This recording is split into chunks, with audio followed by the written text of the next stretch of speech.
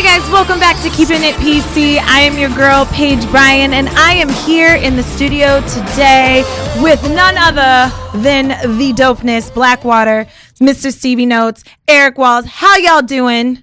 We're wonderful. How about yourself? That was so anticlimactic. Like, Stevie didn't even answer. I was on my way. Like, Erick put on his cupcake voice. He was like, we're fine. Like, he must think it's like 10 o'clock and like, is, cute girl. Like, hey, what's going on? We're doing good. It makes our hours a little different, so we just woke up. Definitely. I get it. I do the grog is real. I get it. Well, I just want to thank you guys for being with me today. I'm super excited to be interviewing you because I'll actually give you a little background of how I found out about you guys. Okay. So Random, my lawyer, went to Nyanza Shaw, went to one of your shows, and me and my mom were in a meeting, and she was just she had just seen you at Hotel Cafe. Oh, wow. And she was raving, and she's like, I just went and saw this group. They were awesome. They were so good. I went back and saw them the next night. And so I went and looked you guys up and then found out, I think you were having a show at Harvell's in Santa Monica that next week. And so I went and saw your show and was like, wow, you guys are so good. There's so many reasons you're good. Your performance in general is your energy is so great. And I love that your sound, it's you can't put it in a box. And we talk about that a lot here about just music should be music and it should be what you feel and it shouldn't be because of whatever, preconceived notions. People are like, you have to make this. Right. And I felt like I got, at some point I felt like y'all did a folk song and I was like, well, what is going on here? I was like, I just got some funk and then I got some R&B. Now I'm feeling all Mumford and Sons and I'm like, this is awesome. That's cool. This is awesome. And your image is you guys can't see them. They look like total rock stars. Stevie's got the full beardage going on. Beardage. I love it. You have beard game too. I have mini beards. You have mini beard. It's beard 1, beard 2. That's what it is. But yeah, here. It's all in the optics.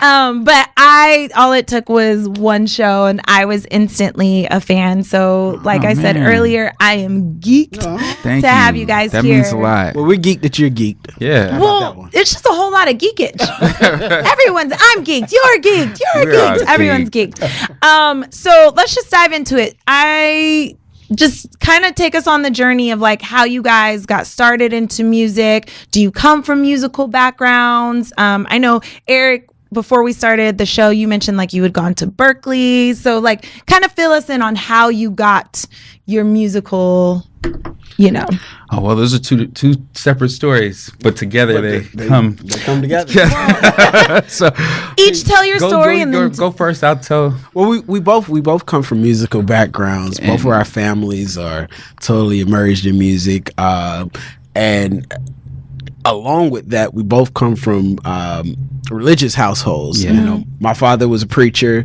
Stevie has preachers in his family. His whole two uncles are pastors. And so grandfather's I feel a bishop. that is literally a prerequisite to be a black musician. Because I'm in the same boat. It's deep because that was our. It's a rite of passage. If you ain't played in church, you ain't gonna make it. No, I'm just kidding. You ain't play in church, huh? But so yeah, we both grew up in it. As we like to, so Yeah, my mom was a singer. My father was a songwriter. My mother was in a group called the Honeycomb back in the day. My aunt was is Darling Love. Oh wow! So from 20 Feet from Stardom and all that stuff, and just all that history and stuff. We kind of put our stuff together, and that's just I grew up under a soul family. You know what I mean? And at the same time, the gospel.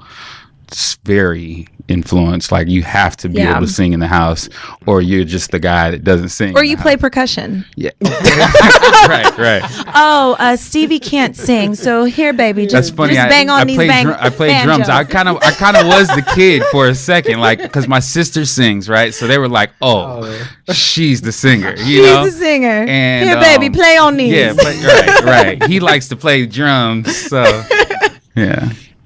So then when do the stories collide? How did you guys meet? Did you immediately meet and form the group, or was it kind of, how did how did Black Waat3r come into existence? We had seen I'd seen Erick a lot of times in passing within church, like and different different musical things, like I do backgrounds here, and he was playing for a lot of people, so we come into contact around that aspect. So I knew of Erick. Same circles, and Kat was our manager at the time.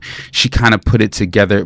She was kind of asking me to put something together, and I'm like, okay, well, I'm not going to be part of it, but I'm going to like put some band together. And ran into Erick Walls, and we kind of had this connection. We were like, hey, why don't we do something? So it just like clicked. It like automatically clicked. I think we worked on a couple of songs in the studio, and we were just like, man, we were like, this is gonna work. Don't you love when that happens? Well, oh my gosh, that's the beauty of music, the beauty of art. Right? Yeah, it's like, wow, you can never predict it, but when it happens, instantly. You just know instantly, like, something special's here. Yeah. That's awesome. So, are you guys from LA, or are you from different places? I'm from North Carolina. I've been out here for about almost 16 years, but I am a Los Angeles native. Me too. Yeah, right on. Hi, where did you grow up? Toluca Lake, actually. And you're a Valley kid. Valley kid, no way. Yes, the great 1-8. Awesome. Yeah. Sorry, Erick, you're not part of it. No, it's so funny. Like when you grow up here, as you get older, you end up in circles of people where no one's from here. But in my mind, I'm like, I did go to school with people. Like, where are these people? Like, my high school had like 3,000 kids. Where are you?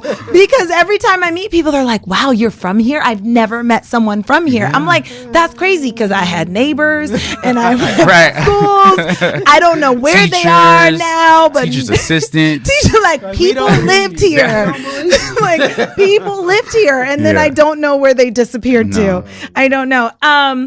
I think it's super dope that you guys, because you play guitar, Erick. I'm pointing as if people can actually see us. There are cameras here, though. So. There are cameras. But Erick, you play guitar. Stevie, you sing. Erick, do you sing a little bit too? I do. BKGs. Little BKGs. You being like, I dabbles in those. Ooh, yes. Okay. There you go.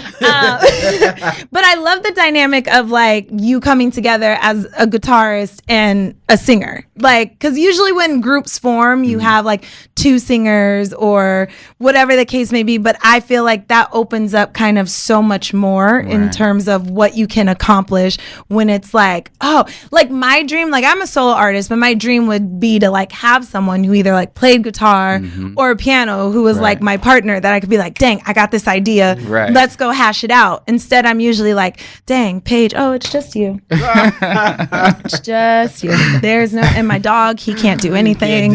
So, no, I think you get all your publishing. No, that's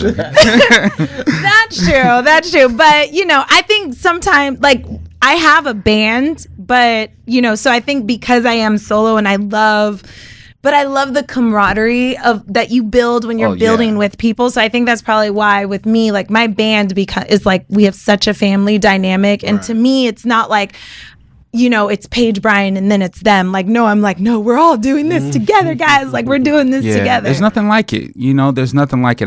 I'm blessed every day working with Erick Walls, So, like, I know, I know what it's worth. And when you look back, you go like, man, you look at the memories as well. Because they're attached to the songs, what I mean? So that's the great experience of it all. It is so beautiful. I was actually just talking to a couple of the girls who sing with me, and we were just talking about how it's so special to have people to go on this journey with. Like one of the young ladies who sings with me has literally, we've been doing this together since like day one. Oh, wow. So, and it's so cool to have that, because you realize no one, even the closest people to you don't understand like what it is, like don't understand what it's like to be on the road. They don't understand like why you're so geeked over the tiniest of like when you're like, oh my, and it's just to have people to turn to, like you said, at the end of the day and be like, man. Yeah, like our first show, they weren't going to let us play. Why? I think our drummer had on shorts. And we were like, but he's sitting at the drum Come on, set. like House we don't. of Blues. Yeah. Oh. And so After that, I think like it seemed like, oh yeah, we did. It's all good. It seemed like every show there's always kind of something. It's always a struggle, but a good struggle because you get through it and you go like, wow, okay. Yeah. You become way stronger. You look at, now you have a list of things that, do's and don'ts. Yeah. You got a list of things when you see people, you're like, okay, this guy's going to probably have this issue. So let's deal with that ahead of time. You know exactly. Pinch my skin.